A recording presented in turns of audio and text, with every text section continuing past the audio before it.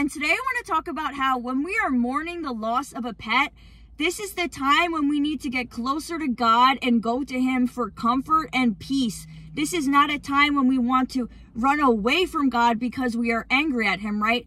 So I had to put my cockapoo down 3 months ago, sadly. He was 15 years old, and some would say that was a long life, right? On Google, it says that average lifespan of a cockapoo is 12 to 15.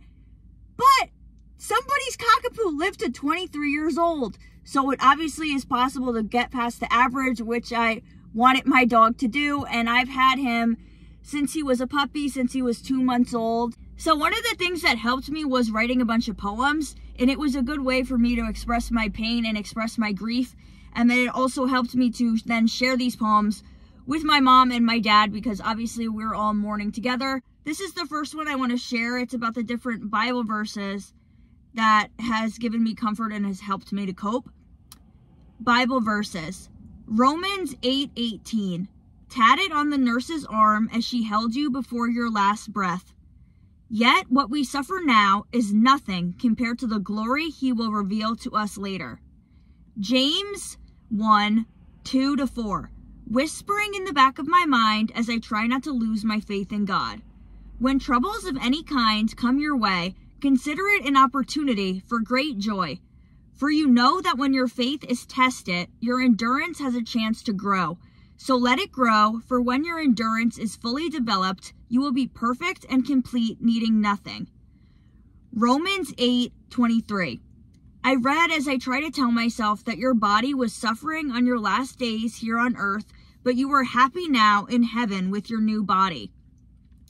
We too wait with eager hope for the day when God will give us our full rights as His adopted children, including the new bodies He has promised us. Matthew 5:4. Whispering in the back of my mind as I continue to cry over your absence. Blessed are those who mourn, for they shall be comforted. 1 John 5:14-15. Jumping off the page, starting fires in my mind as I join Hannah and Andrew for a devotional reading in the park.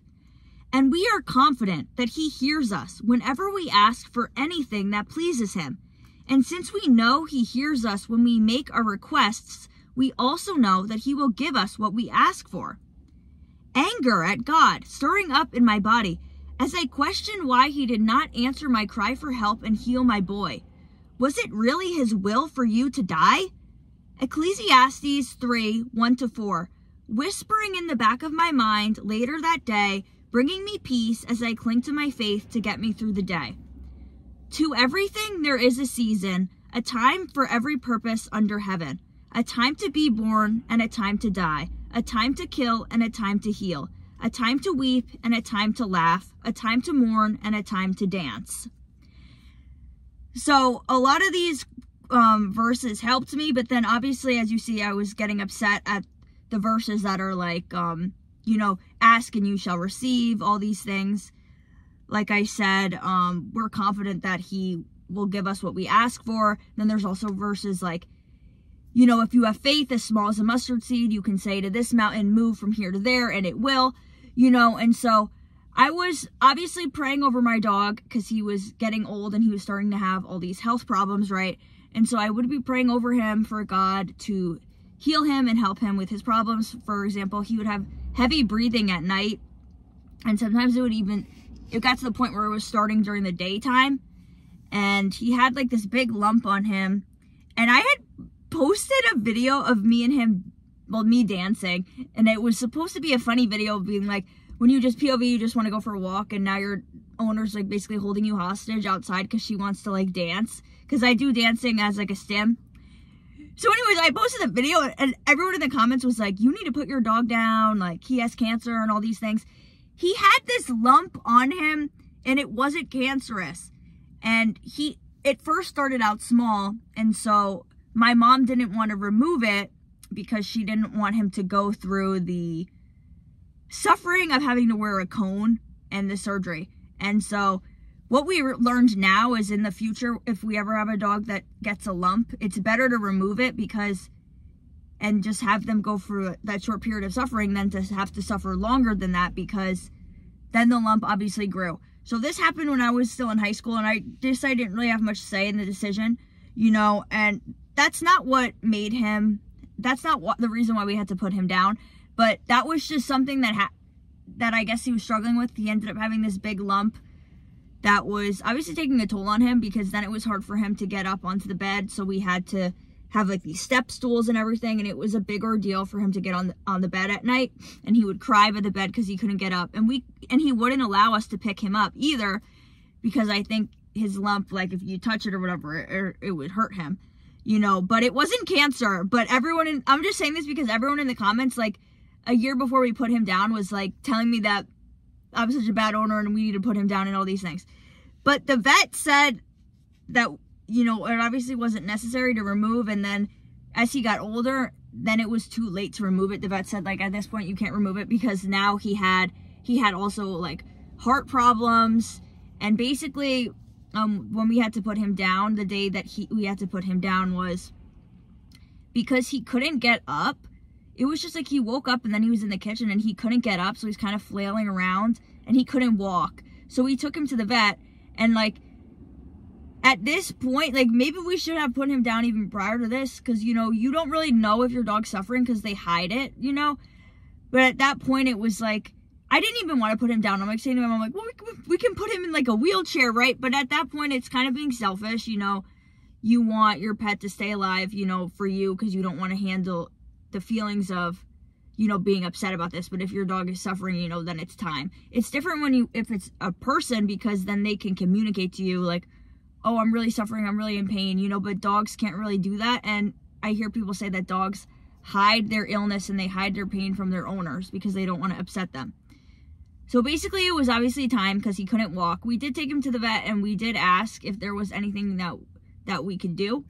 And my mom was literally we were going to take him to the vet the next day just to see what was going on, because he was throwing up like water. And obviously, and so then we had told that to the vet, and she said that his kidneys were shutting down, so there really wasn't anything that we could do at that point. So then we had to put him down. But I did notice that this was in my poem, that the nurse had these tattoos, and then one of them said Romans 8:18. So I took a picture of that, and I've just started becoming religious in December, so it's almost been a year of being religious, and that's what it says. Yet what we suffer now is nothing compared to the glory he will reveal to us later. And I think it was just kind of God communicating to me, you know, what are the chances that you have, she was like the assistant, the assistant vet is going to have Romans 8:18 tatted on their arm at a time like this, you know. And because of that, it really helped me, and it helped me to not, you know, start to lose my faith in God.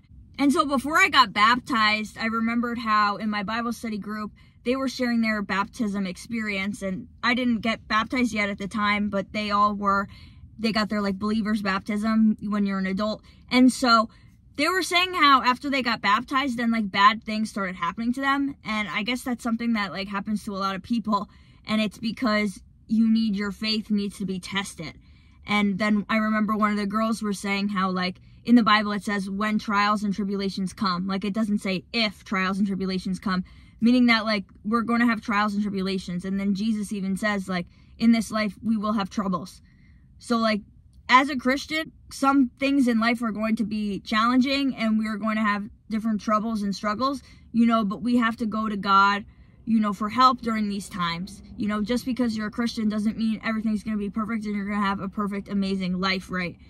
And so I just had remembered her saying that, and that's why I think it's good when you read the Bible every day and you know these different verses, because then when certain trials and tribulations come, or for example, like you lose your pet, then you kind of have in the back of your mind, then all of a sudden these Bible verses start coming to you, right? So I remembered how she said that. And so I just want to say it again. You know, when troubles of any kind come your way, consider it an opportunity for great joy, for you know that when your faith is tested, your endurance has a chance to grow. So let it grow, for when your endurance is fully developed, you will be perfect and complete, needing nothing. So I don't really like how it says consider it an opportunity for great joy, because specifically with the trial loss of a pet, like that's not a time for joy, but you know, it is a time to, you know, prove to yourself and to prove to God that you will be faithful and you will remain a Christian and you're not going to turn from God, you know. And then something else that I would just remembered how Jesus saying, "Blessed are those who mourn, for soon they will be comforted." And I went back into my Bible to read that whole, you know, sermon that he gave. And I highlight in my Bible, I highlight basically everything because I think everything's important. Like, here's just something I was reading in Isaiah. Like, I highlighted most of the page, but I didn't have that part highlighted because I never had to mourn before. And so I went back and I highlighted it. And obviously it's upsetting to do these things, you know. But so then any time I would start to get upset, you know, I would pray to God to comfort me in the time of mourning the loss of my dog. And I'd pray for my dad and my mom as well. And for my younger brother who moved out, I still prayed for him. Even I'm not sure like how he feels about it. I think it wasn't as impactful for him since he had already moved out and he wasn't like living with our dog every day. And then my older brother is autistic and he just kind of like moved on right away. And he's just like, well, you know, dogs get old and they die. And since we still have our other dog, I think he wasn't as upset about it. And now I just want to move into this other poem that I wrote because, so we have another dog. She's 8 right now. We got her when she was 3. She is a tree walker coonhound. Her name is Honey. Honey, I thought it wouldn't bother me as much when you died now that we have Honey. And I love Honey. She's my girl. And she's there for me in ways you weren't. But you were my boy, and she's not like my boy. So even though I have Honey to snuggle with, I don't have you to greet me at the door and look out for me in the flesh. But I know you are here with me in spirit. And so my dog Honey, since she was a rescue, we got her and she has like a lot of trauma from her past. And so she's a little bit closed off. Whereas my other dog, like you come home, he runs to the door to see you and greet you and he's so happy to see you. You'll be in your room and he'll kind of peek through the door and try to look for you and see what you're doing. And he was more like, you knew that he loved you and he always wanted to be around you and that kind of stuff. And I think that my dog Honey loves me, obviously, but she doesn't really go to up to the door. She'll be happy when I come in and she'll want me to go up to her and pet her, but she's not going to come up to me and greet me. It's just a little bit different, and she doesn't really like, she doesn't go upstairs and look for me in my room and stuff like that. So she's a little bit more reserved, I guess you could say. And maybe she's kind of the type of person, like, she's not going to show love until you give it to her first type of thing. Whereas Teddy would just be always wanting to show love, you know? So it just made me realize that they are very different. And, you know, even though I still have Honey, like, I still was very upset because in a lot of ways she isn't like him. And so maybe you have 2 dogs and so you're kind of then upset at your other dog. Then I was kind of being upset at Honey. And even my dad was like, oh, Honey, now you got to step up and you got to do the things that Teddy used to do. But it's just like, she's not like that. And I even wanted to get a new dog. So I'm like, I want to get another dog that's like Teddy so that Honey can be Honey and she can be how she is. And, you know, and so that I can love her for who she is. And, like, I wanted another dog to be like my old dog. And I feel like more so dogs are like my old dog. I don't know. I mean, I guess it depends. Because my ex had a dog that I felt like didn't really care about me that much. And only cared about food. And that's kind of how my dog Honey is. She only, like, cares about food. But whatever. I know she still loves me. And I still love her and stuff. And I pet her every day. And I snuggle with her, like I said. She's, like, a better snuggler. But Teddy was better in other ways. But so, you might find yourself kind of getting mad at the other dog that you have for not being like the dog that passed. You know, and you just have to try not to be like that and try to just, you know, accept your dog for who they are. And I'm not it's probably not time right now to get ready to get a new dog just yet. But eventually I do want to get another dog. And so yesterday we were at the vet with my dog, Honey, because she's having some health problems. So she keeps licking her butt. I don't know why. So everyone pray for her, please, because they don't know what's going on with her. But maybe they will this time, because we took her to the vet multiple times for this issue, and they keep giving her medicine, and it's not working. But anyways, they took her blood, and we gave them a stool sample yesterday. So we're going to call them back today and see what happens. Maybe they have some more insights from that. But so when we were at the vet, they had a little cockapoo with them that looked like my dog Teddy, and they had 2 other dogs. So it was this couple that had 3 dogs. And then they had asked us what kind of dog we had, so we told them, and then they were like, oh, was it this? Or no, he was this kind of dog. So I think they were talking about they used to have another dog together, and obviously it probably passed, right? And it just made me think, like, life moves on. You know, you have a dog, unfortunately it passes away, but then you get a different dog, you know? And that's why when I would get upset, like, even though he was 15 years old, like, I wanted him, that is a long time to live, and I wanted him to live even longer than that, right?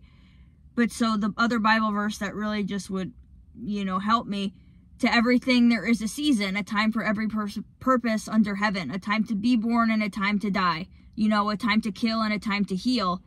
And there were times in the past where, like a year before or so, a little bit less than a year before, where we thought that it was the end and that he was going to die.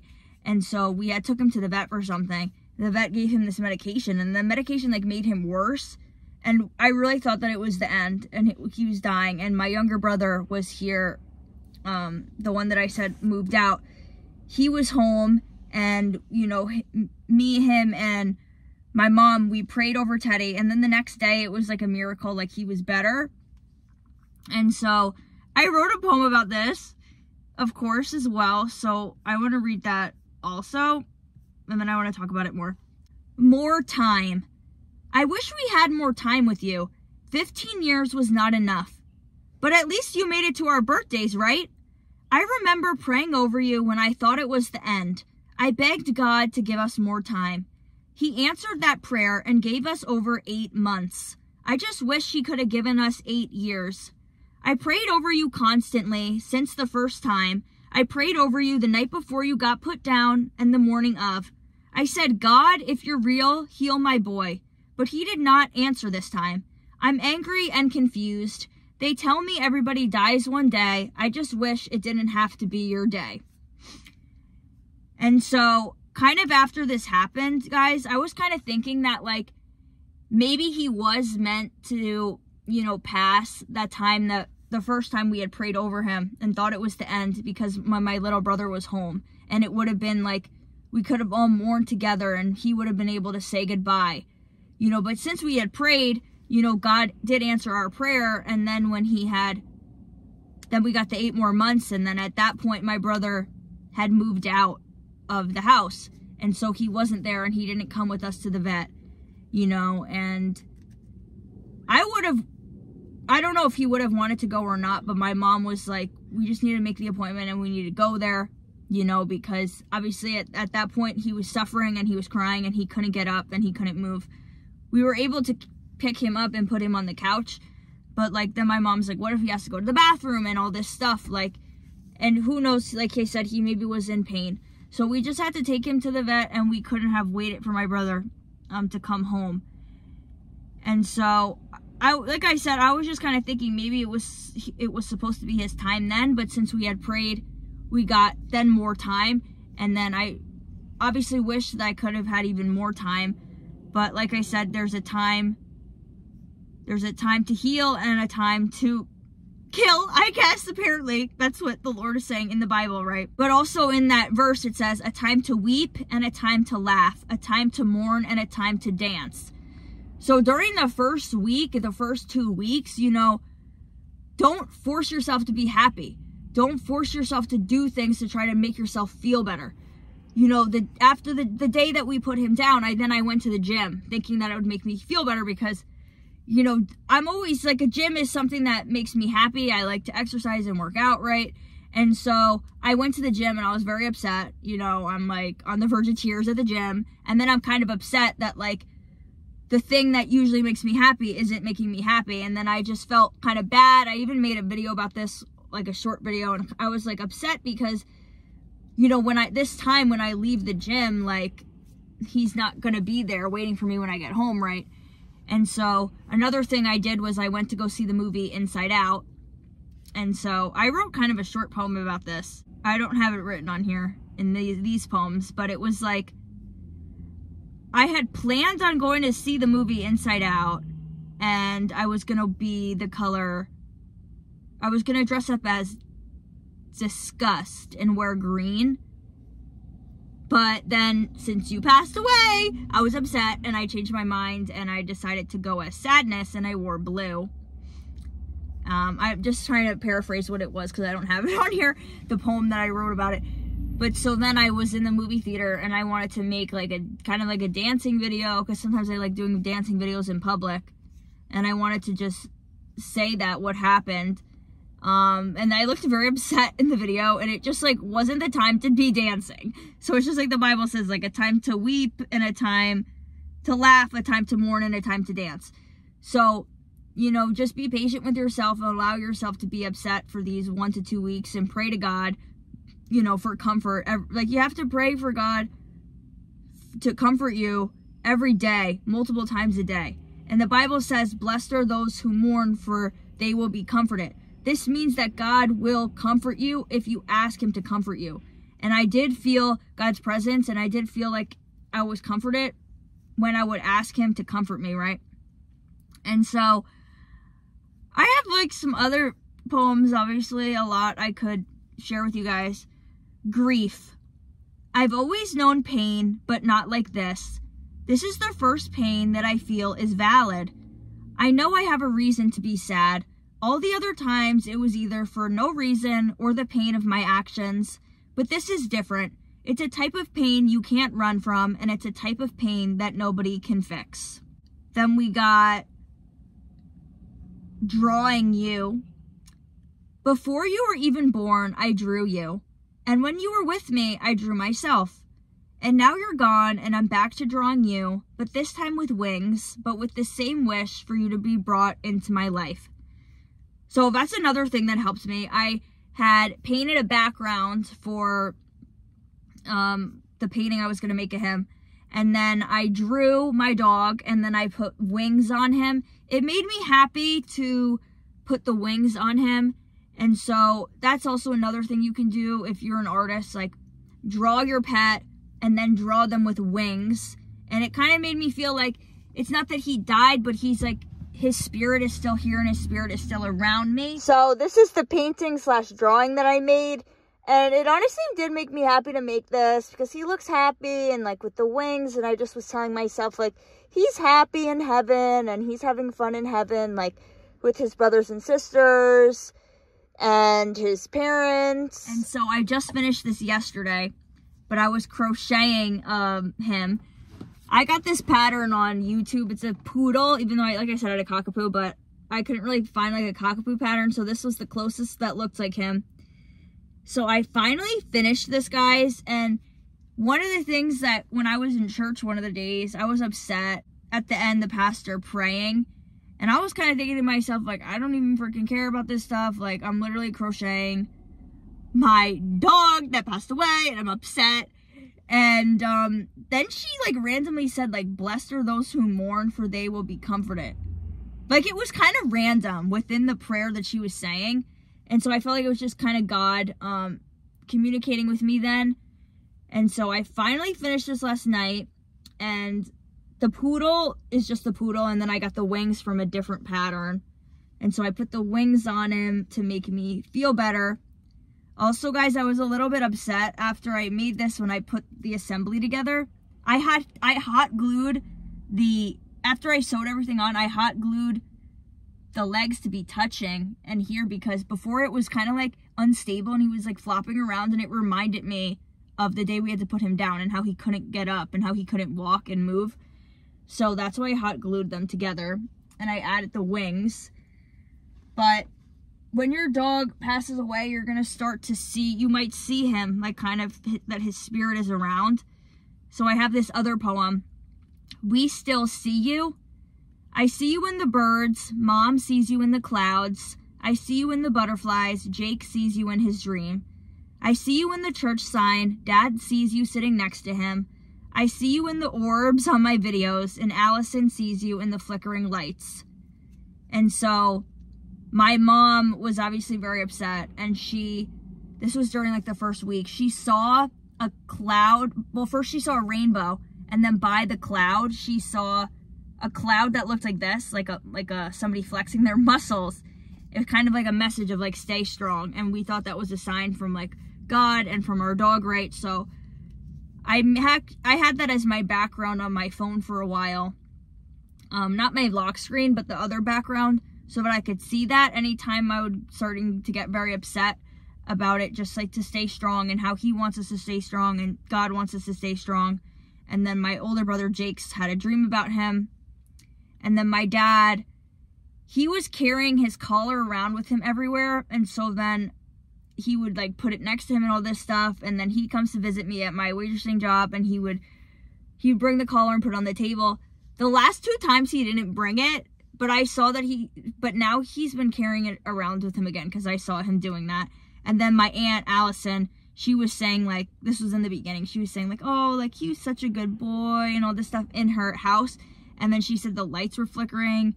And then she said that the TV randomly went on. But so when I was at the beach, and I went to a different beach than I normally went to in the summer, and so then I had to walk to the train. And so I saw a sign that said, God is with you until we meet again.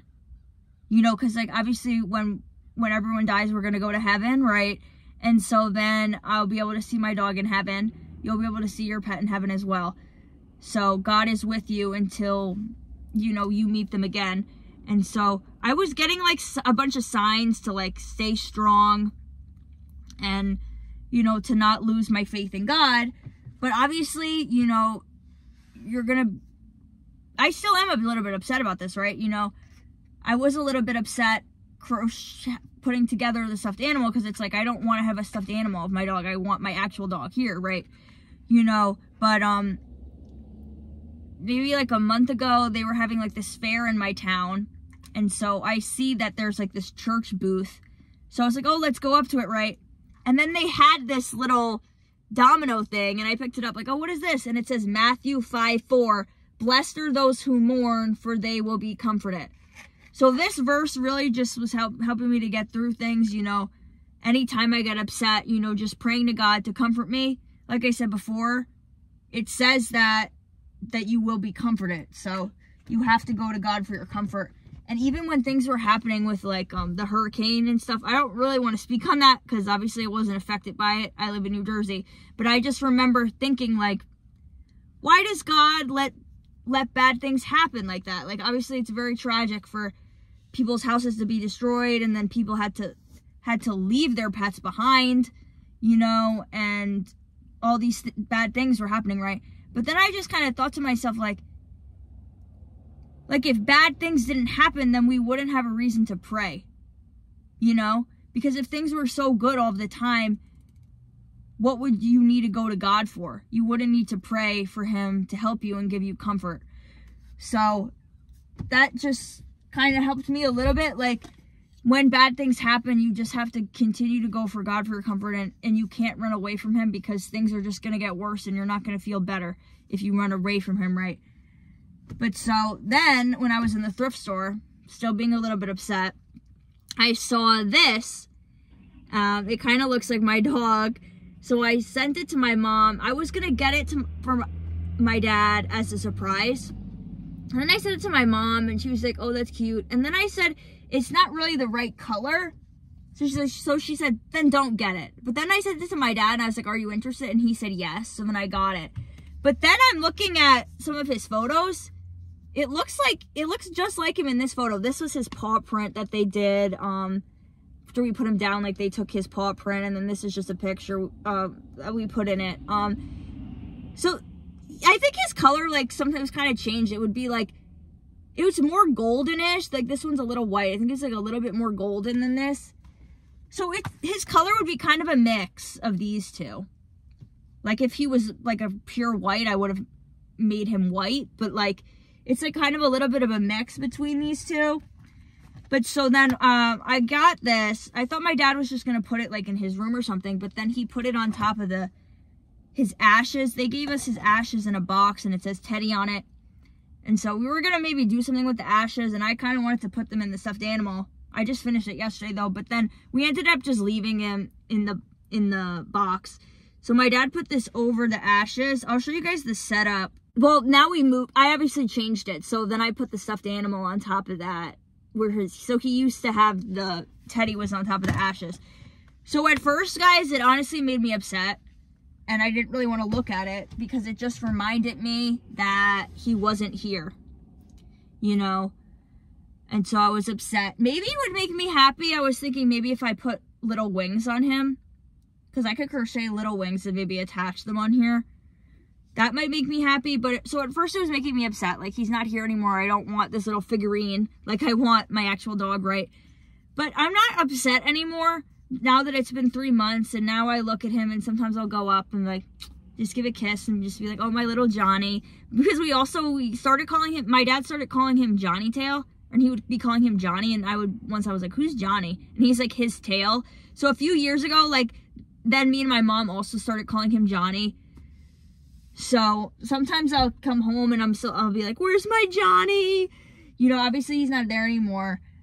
But, so now I'm not really upset when I look at it anymore. So eventually things do start to get better. Like I said, it's been 3 months now. The first 2 weeks are the hardest, and then the first month, I guess, is hard, but then it starts to get better. Then I was in a different thrift store a couple weeks after that, and I saw this, so I got it, and then we put it by his little memorial thing that we made. It says, if tears could build a stairway and memories a lane, I'd walk right up to heaven and bring you home again. So that's just nice. So I got this, so now we have the nice setup for him. I want to read some of my other poems. The worst day. The day we met was the best day of my life. I thought the day you died would be the worst, but it wasn't. It was the next few days after that. Because you're not here, because at least you were still with me on your last day, even if just for a few moments, and I got to sit next to you for your last breath, and I got to kiss you even after you were lifeless. But now you're gone, and I look for you when I sit on the floor in my room to see if you're going to poke your head in, and I look for you when I eat, to see if you're going to start begging me for food. And I look for you when I first come home because I know you will be happy to see me. But you're not here anymore. And they tell me you're in a better place now. I just wish I could hold you in my arms one last time. This other one, 4th of July. This is a very short poem. We brought you home and there were fireworks in the sky later that night. We brought you to go to heaven and it rained on and off all day. It was raining for like the first week. It was raining like so much. But so the last thing I want to say is like you might be very upset that this situation happened. You know, even when reading these Bible verses, you're still upset. Like I said, 15, I'm just grateful. 15 is still a long way to live for a dog. And something that helped me was to think about bad things that happen to other people. Like just to help me to be grateful. Because I remembered how my his friend got a dog, and then shortly after it got hit by a car and passed away. You know, it's like, that's obviously very upsetting. Then someone in the Bible study group had said that they had a kitten and their dad came home from work and was so tired, accidentally stepped on the kitten and it died. Like, that's obviously very upsetting, right? You know, it's just made me think like some people, they have pets and they don't have as much time with them. And so I don't know, maybe you only had your dog for a short amount of time, but there's always somebody out there that has it worse than you. And I don't like when people say that, because at the same time you could say, well, there's people that have it better than me, right? You know, but that was just something that helped me a little bit, like made me feel a little bit grateful. And so even the other day at work, my coworker was saying how her dog has cancer and it's only like 5 or something like that. You know, so it just made, even though like obviously I wanted him to live longer, like I said in the beginning, there was a cockapoo that lived to 23 years old, but I just had to be grateful for the amount of time that I did have with him, because he was such a blessing in my life. One of the things that they were talking about at church was the pastor was saying how, you know, sometimes God won't take the mountain and move it and throw it into the sea. Sometimes he will walk the mountain with you. So at first when we prayed over my dog, and he moved the mountain because he gave us 8 more months. But the next time I prayed over him, you know, God didn't move the mountain, but now I see that he has been walking the mountain with me, because the pastor just said this a couple days ago, right? And so now I see that he's been moving the mountain with me, because when I pray for him for comfort, he does comfort me, and the Bible verses do comfort me, and they just remind me that, like, you know, nobody lives forever. Obviously, it's upsetting. Like I said, you don't want to push away your feelings, and Jesus wept, and, you know, Jesus had feelings too, and he wept, it says in the Bible, you know, so, you know, really feel your feelings then in the first 2 weeks. Don't push things under the rug. Don't try to hide your feelings. Let out your emotions. You can cry. I was crying a lot. Write the poems, you know, do the arts and crafts. Thank you so much for listening.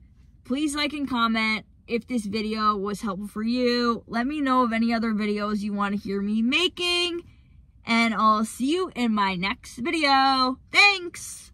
Bye.